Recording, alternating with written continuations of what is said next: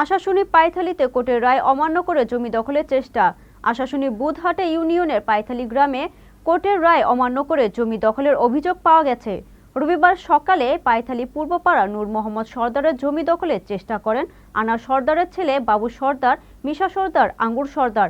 সাতক্ষীরা আশাশুনি প্রতিনিধি mAh Tutul ITV বাংলাকে জানিয়েছেন, নূর মোহাম্মদ সর্দার বলেন, কোর্টের রায় অমান্য করে জোরপূর্বক প্রতিপক্ষরা আমার জমি দখল করে নিচ্ছে।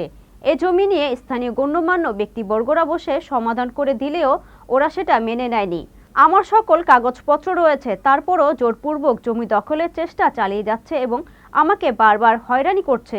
আমি প্রশাসনের কাছে এর ন্যায্য বিচার চাই। মানে না, আর যত রকম কেস কাম করি সব মানে এরকম জুলুম করি, অত্যাচার করি, আমার হয়রানি করি।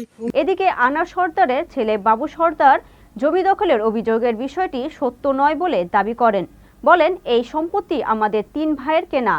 আমাদেরও কোর্টের অর্ডার রয়েছে। নূর মোহাম্মদ বিভিন্ন দপ্তরে মামলা করে আমাদেরকে হয়রানি করে যাচ্ছেন।